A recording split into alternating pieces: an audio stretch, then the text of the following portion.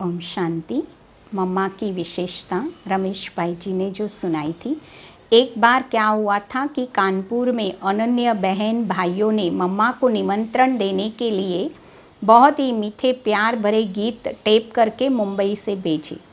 गीतों में दर्द भी था और उसी कारण सब सुनने वालों को उन गीतों ने घायल कर दिया और सबकी आंखों से पानी बहने लगा। मम्मा की आंखों से में भी पानी भर आया, परंतु मम्मा ने कहा कि यह बूंद आंखों से बाहर नहीं आएगी। इतनी प्यार भरी आवाज़ को सुनकर भी अश्रु जल बूंद बनकर आंखों में बाहर तक नहीं आया। वह बूंद अपने आप आंखों के अंदर छिप गई। हमने मम्मा से पूछा, आपकी आंखों से क्यों नहीं आंसू बाहर आए? मम्मा ने तब अपने पुरुषार्थ का शब्द चित्र दिखाया। मम्मा ने कहा कि यज्ञ की शुरुआत कराची में बाबा अलग क्विल्फटन पर रहते थे और मम्मा और अनन्य यज्ञ वर्ष अलग स्थान पर रहते थे। रात को अचानक बाबा की याद आई और मम्मा की आंखों से सारी रात अश्रु जल बहता रहा।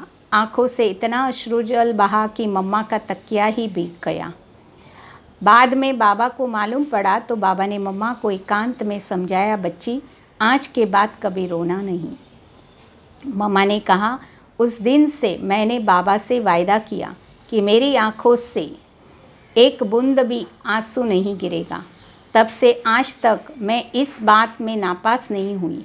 इसी कारण आज से मैंने जब कानपुर के गीत सुने तब आपको बताया कि ये जल आंखों से बाहर नहीं निकलेगा। तो मम्मा से हमने एक बार पूछा कि मम्मा बचपन में आपने अपने भविष्य के बारे में कुछ सोचा होगा, तो क्या बनना चाहती थी? तो मम्मा ने कहा, उस समय तो भक्ति मार्ग की कल्पना थी, तो मैं सोचती थी कि मेरा आदि का गायन अभी तक सब करते हैं, तो मैं ऐसा कर्तव्य करके जाऊं जो सारी दुनिया मुझे याद करे। तो देखिए, सचमुच मम्मा ने अपने बचपन के संकल्प को सिद्ध कर दिखाया। तो ये थे रमेश भाई जी ने जो मम्मा से चिट चैट हुई थी। भ्राता जगदीश चंद्र जी का अनुभव हम बताते हैं। बाबा ने मम्मा को कोई बात बार बार नहीं, यही मम्मा की विशेषता थी कि बाबा ने जब कोई एक शिक्षा दी, दोबारा कहने की ज़रूरत बाबा को नहीं रही। जी हाँ, कह के मम्मा ने उसको जीवन में लाया। इसको कहते हैं पुरुषार्थ। मम्मा खुद मुरली सुनती थी, अपनी वाणी चलाती थी, तो कहती थी कि जब आप कहते हो कि मैं पुरुषार्थी हूँ, तो आप यह पुरुषार्थी शब्द किस भाव से कहते हो, किस प्रसंग में कहते हो? जब आपसे कोई गलती हो जाती है, नुकसान हो जाता है, तो दूसरों को कहते हो, भाई मैं अभी पुरुषार्थी हूँ ना। गोया आप पुरुषार्थी शब्द का भाव यह लेते हो कि पुरुषार्थी माना जिसमें कमियां हो, कमज़ोरियां हो, गलती व भूल करता रहता हो। यह पुरुषार्थ का मतलब नहीं है। पुरुषार्थी सच्चे अर्थ में उसको कहा जाता है जिसको एक बार कोई बात समझाने के बाद फिर दोबारा समझाने की ज़रूरत न रहे। यह है सच्चा पुरुषार्थ। ऐसा पुरुषार्थ करना है, यह हमने प्रैक्टिकल उनके जीवन में देखा। बाबा ने जो शिक्षा दी उसे उन्होंने उसी तरह से पालन किया और आचरण में लाया। मम्मा का जो शरीर था, प्रकृति थी या उनका जो चेहरा था, वह बहुत सेवा करता था। मम्मा के पवित्रता के प्रकंपन बड़े शक्तिशाली थे, जो मनसा सेवा करते थे। हम भी अपने में वैसी अवस्था लाए, यह मैं कहना चाह रहा था और यही मम्मा की आशा भी थी, तो हम सब बच्चों के प्रति। तो ये भ्राता जगदीश भाई जी के मम्मा के प्रति था। दादी भगवती जी का अनुभव, मम्मा की दृष्टि शक्तिशाली होती थी। एक दिन मम्मा चांदनी रात में बैठकर योग कर रही थी। मैं जाकर उनके सामने बैठी। मम्मा ने दृष्टि दी और ध्यान में चली गई। ध्यान में देखा कि चारों तरफ प्रकाश ही प्रकाश है और उसके बीच में ऑलमाइटी बाबा दिखाई दे रहे हैं। मैं बाबा को देखती रही, फिर मम्मा से पूछा, क्या देख रही हो? मैंने कहा, मम्मा, बाबा को देख रही हूँ। मम्मा ने कहा, ठीक है, देखो बात को देखती हो। यह कराची की बात है। दादी जी कहती है कि मुझे कपड़े सिलाई करना आता था, जैसे कुर्ता, पतलून आदि। एक दिन मम्मा ने मुझे बुलाकर कहा, भगवती, तुम कोट सिलाई करती हो? मैंने कहा, नहीं मम्मा, मुझे कोट सिलाई करना नहीं आता। तब मम्मा बोला, देखो, कभी ना नहीं कहना, ना नहीं बोलना। इस ड्रामा में ना नहीं है।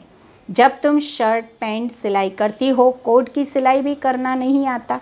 हाँ बोलो, तो अपने आप काम करना आता जाएगा। कभी ना नहीं कहना, हाँ कहो। ना न आते भी प्रयत्न करते जाओ। इसी प्रकार कोशिश करते कोट सिलाई करना आ ही गया। उस दिन से मैंने कभी किसी सेवा को ना नहीं कहा। हर बात में हाँ जी करने लगी। तभी से मुझे यह वरदान प्राप्त हुआ, जो कार्य मैं करती हूँ उसमें सफलता अवश्य मिलती है।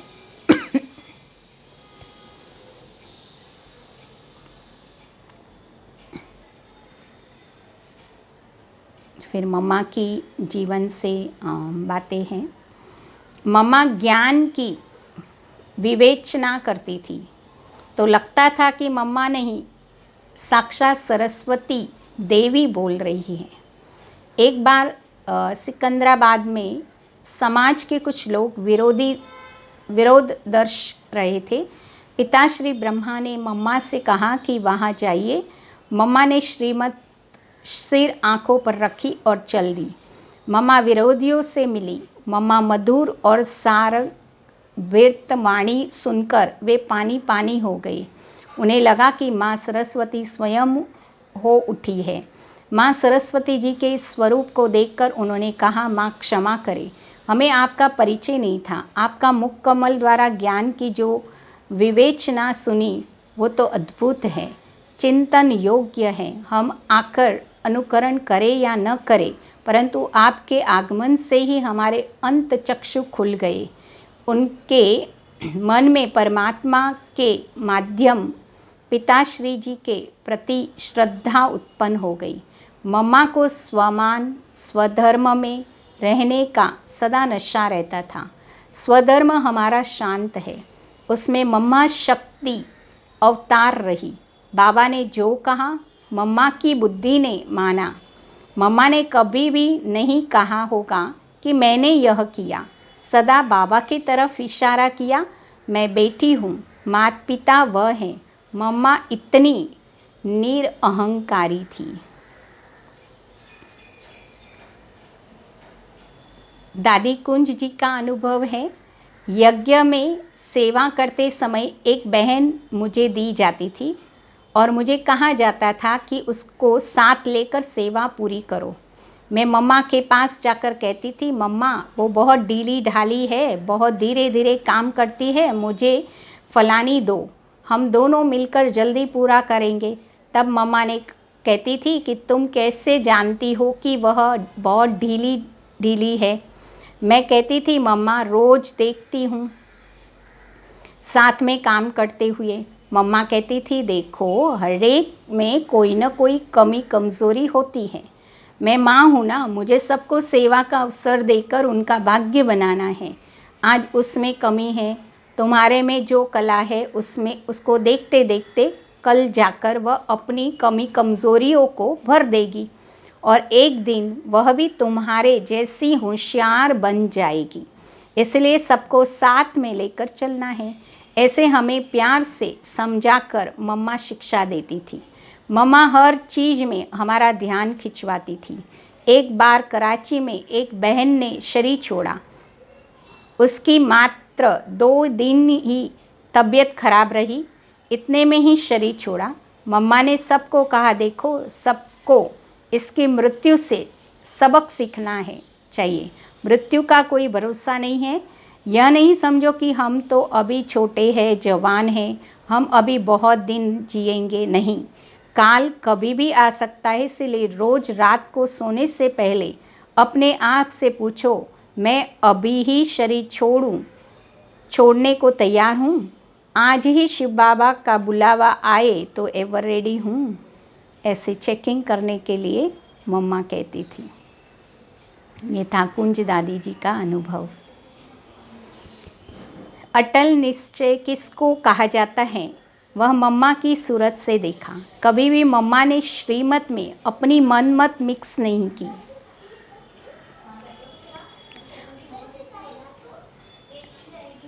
मेरा विचार यह है, मेरी यह समझानी हूँ, यह मम्मा ने कभी नहीं कहा, परंतु बाबा ने यह कहा, बाबा ने यह समझाया।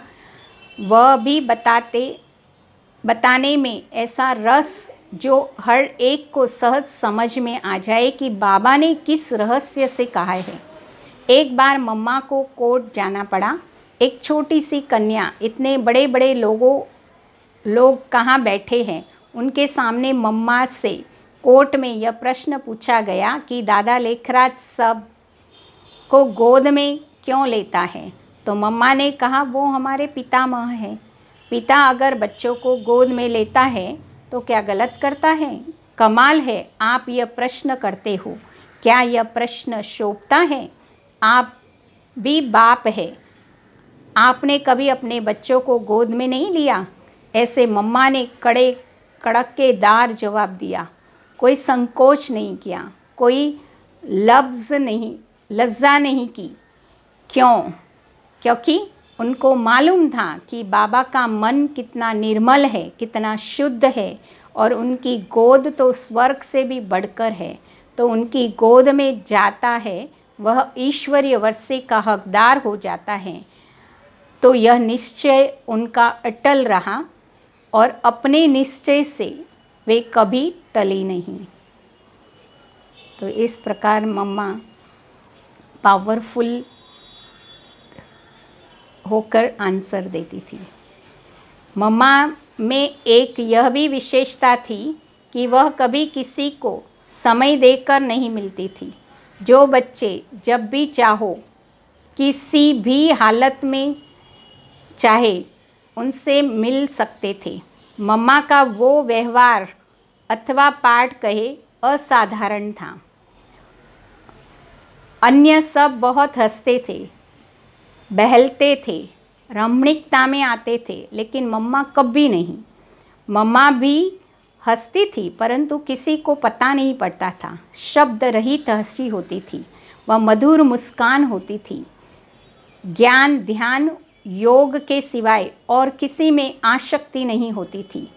अन्य लोग बाबा के साथ खेलना, रास करना आदि करते थे, लेकिन मम्मा नहीं। इसका अर्थ यह नहीं कि मम्मा हर बात में किनारा करके अलग रहती थी, नहीं। मम्मा सब कार्यक्रम जैसे कि पिकनिक, घूमना फिरना, खेल पाल आदि में भी जाती थी, परंतु अपने पुरुषार्थ में मग्न रहती थी। यह सब क्रियाकलाप साक्षी होकर देखती थी। इस प्रकार मम्मा का स्वपुरुषार्थ बहुत तीव्र था। मम्मा ने कभी भी अपना पुरुषार्थ ढीला नहीं छोड़ा। मातेश्वरी जी हर एक को कहती थी कि किसी को मम्मा से भी किसी बात पर व्यक्तिगत रूप से मिलना हो तो किसी भी समय बिना पूछे आ सकते हैं। किसी भी तरह की अपरोक्षता की आवश्यकता नहीं है, माना हिचकिचाने की ज़रूरत नहीं है। इस प्रकार माँ अपना सारा समय बच्चों की उन्नति और सेवा के लिए दिया करती थी। वह जितनी बड़ी अथॉरिटी थी उतना ही निर्माण थी। मम्मा नंबर 1 आज्ञाकारी रही। मम्मा ने बाबा के हर इशारे को समझा, और हम बच्चों को बहुत सरल करके स्पष्ट करके सुनाया। मम्मा के महावाक्यों में एक एक बात स्पष्टीकरण है। बाबा के साथ लगन कैसी हो वह भी मम्मा की सूरत से हमने देखा। इतनी बाबा की याद में मग्न मम्मा रहती थी। योग कैसे करें यह भी मम्मा ने हमें सिखाया। वे अपने साथ संदली पर बिठाकर हमें योग कराती थी, हमारी अवस्था को चेक करती थी।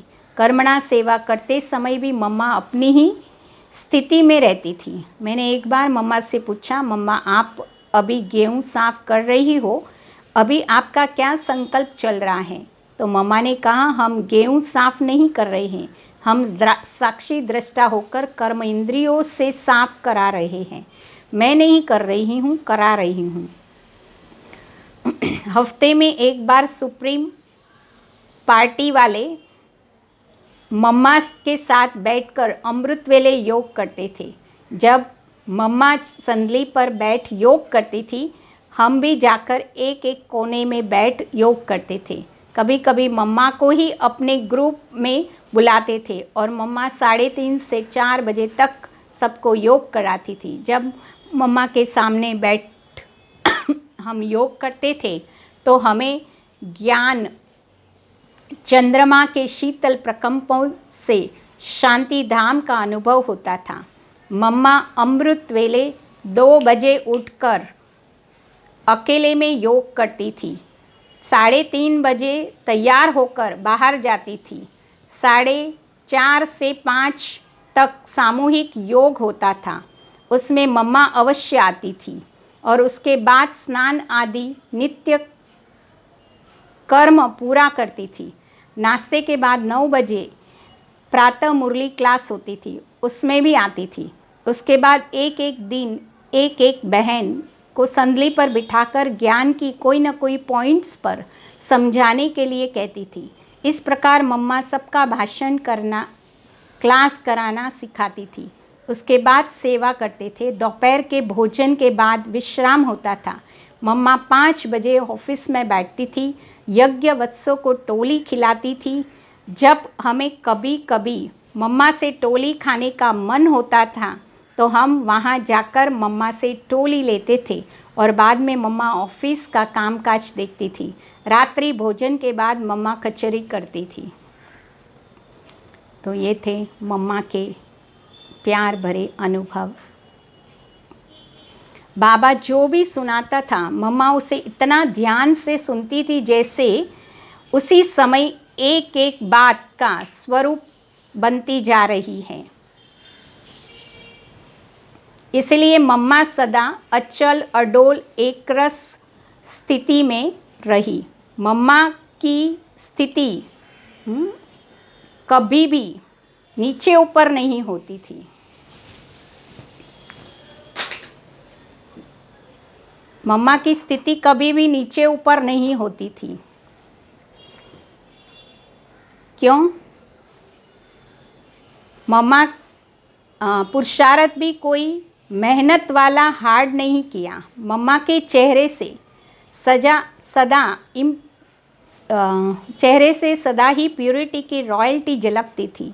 इस प्योरिटी की पर्सनालिटी के कारण ही जगदम्बा के रूप में मम्मा का इतना गायन और पूजन आज तक है। मातेश्वरी जी का यज्ञ से बहुत स्नेह था। वह कहा करती थी कि यज्ञ की कोई चीज़ बेकार नहीं जानी चाहिए। एक बार की बात है कि यज्ञ वत्स गेहूँ साफ करके बोरी में भर चुके थे। कुछ गेहूँ इधर उधर बिखरे हुए थे। मातेश्वरी जी ने ध्यान दिलाते हुए बड़े ही स्नेह से कहा कि एक एक गेहूँ का दाना एक एक मोहर के बराबर है।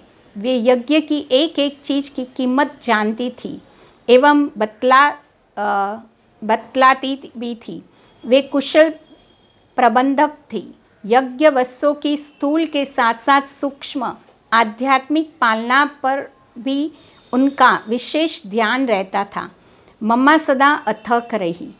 कितनी भी सर्विस करते उनके चेहरे पर कभी थकावट की फीलिंग की महसूसता नहीं होती थी। मम्मा को बाबा के बारे में कभी रिंचक मात्र भी संशय नहीं आया। साकार बाबा में सदा निराकार बाप को ही देखा। बाबा ने जो भी कहा मम्मा ने उसको करके ही दिखाया। इतनी आज्ञाकारी वफादार थी जगदम्बा माँ।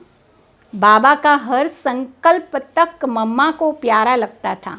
जब डॉक्टर ने कहा कि मम्मा का ऑपरेशन करना ही पड़ेगा, बिना ऑपरेशन यह बीमारी ठीक नहीं हो सकती, तब बाबा ने कुछ नहीं कहा, चुप रहे और बाद में कहा कि बाबा को ऑपरेशन के लिए प्रेरणा नहीं आती है।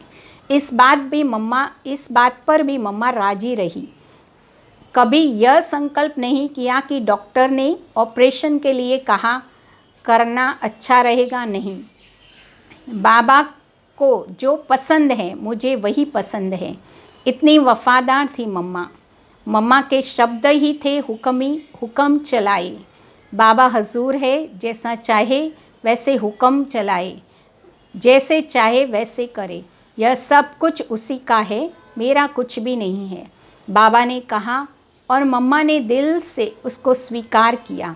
कोई भी प्रश्न नहीं, कोई संशय नहीं, दूसरा कुछ सोचा नहीं, इतना निश्चय विश्वास था बाबा पर।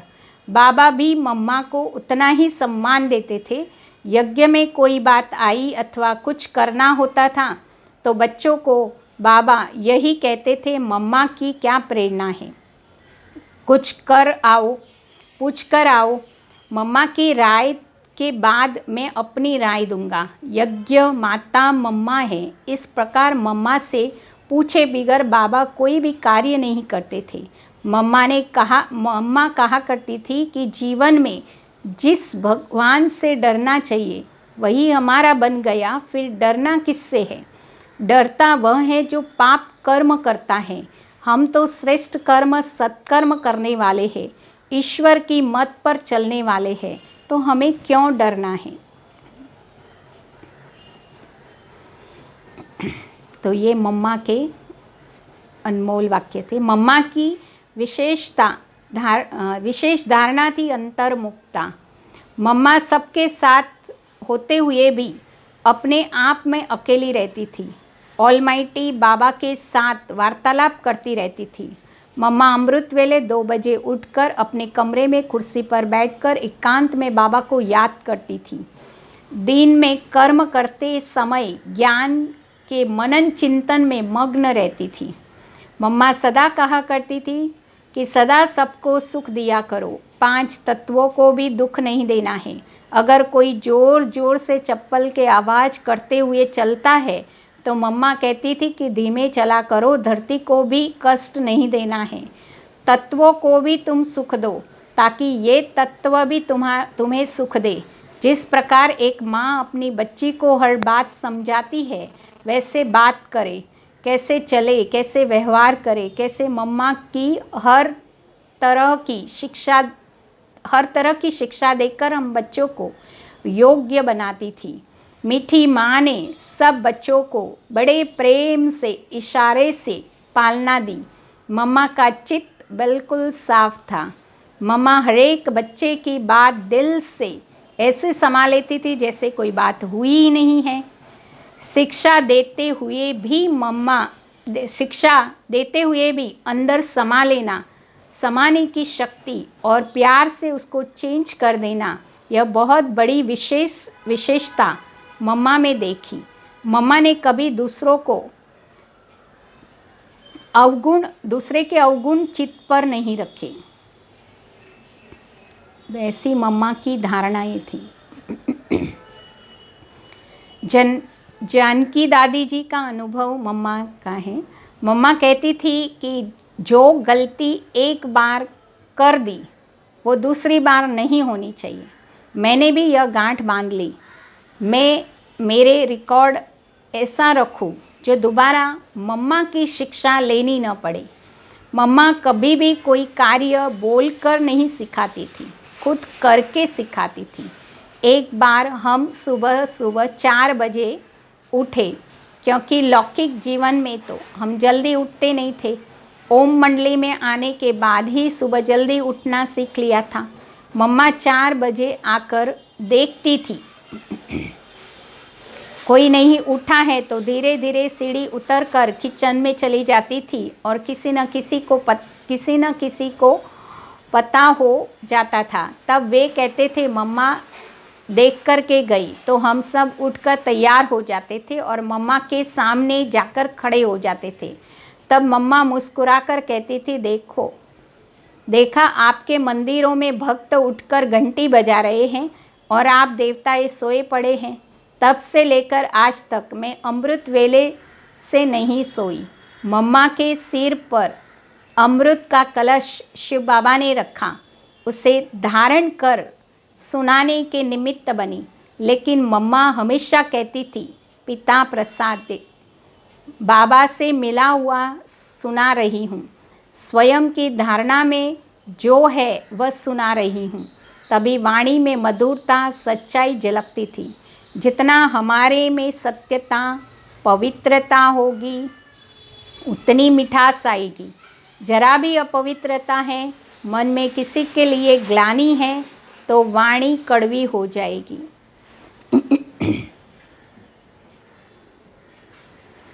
मम्मा की समझानी सदैव बेहद की होती थी। उनका भाव सदा अनादि और आदि का होता था। हर बात को, हर व्यक्ति को वे बेहद के रूप में देखती थी।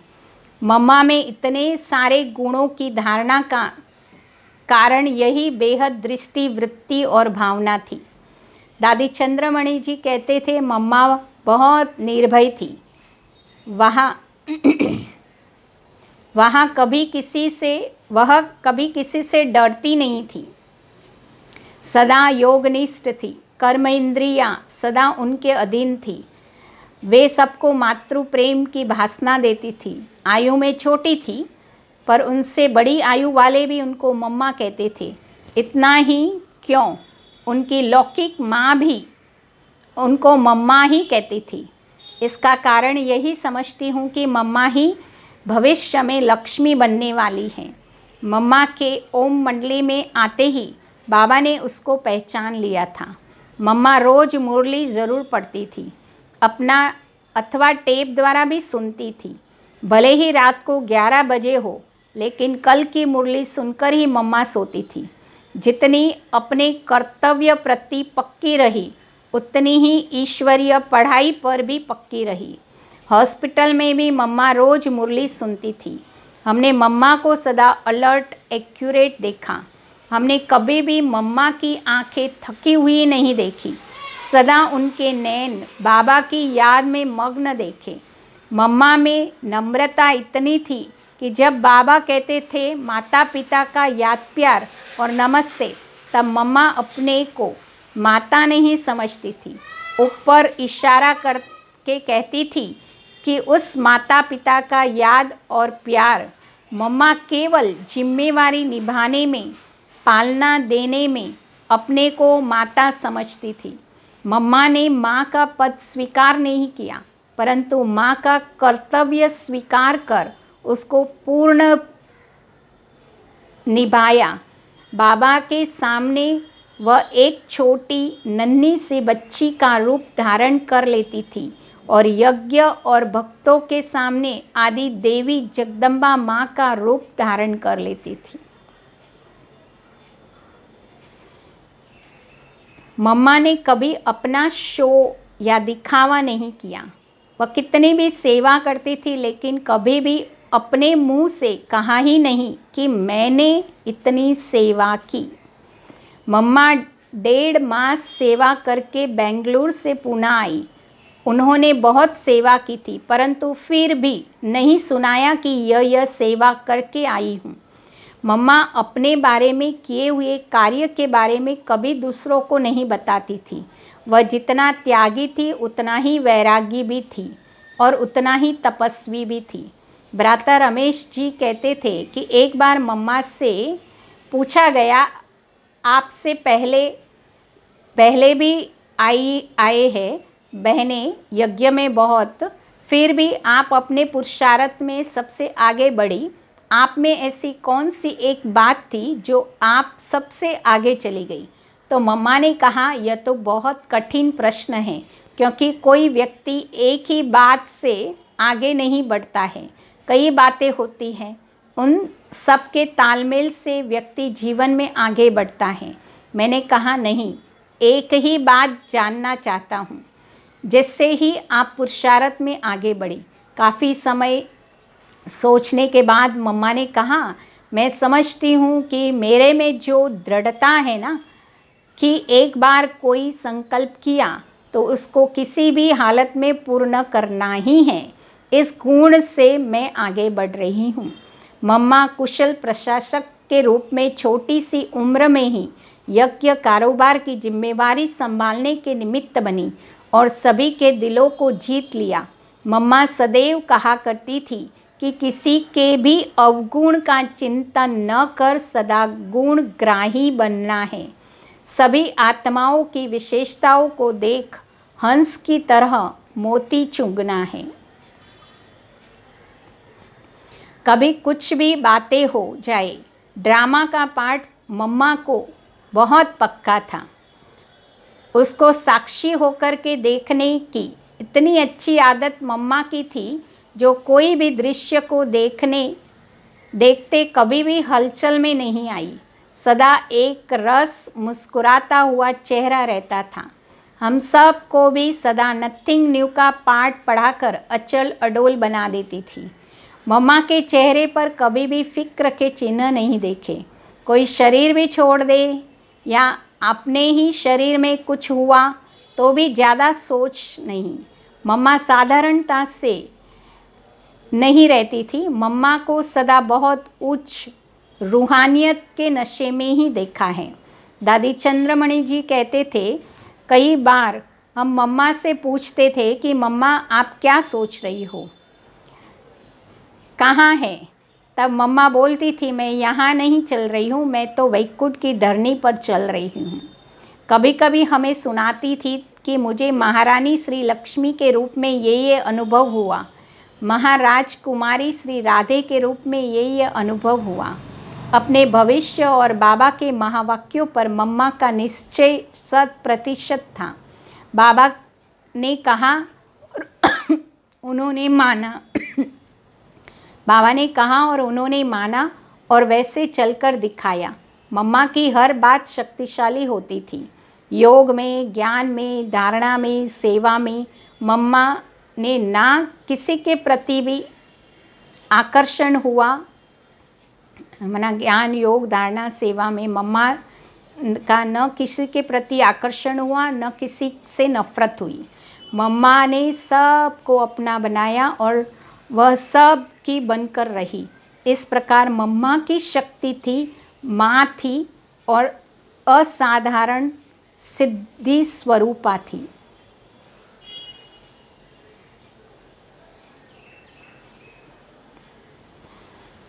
ऐसी थी हमारी माँ। मम्मा के सामने बाबा कुछ भी बात कहे, कुछ भी सुनाए, मम्मा कभी क्यों, कैसे यह नहीं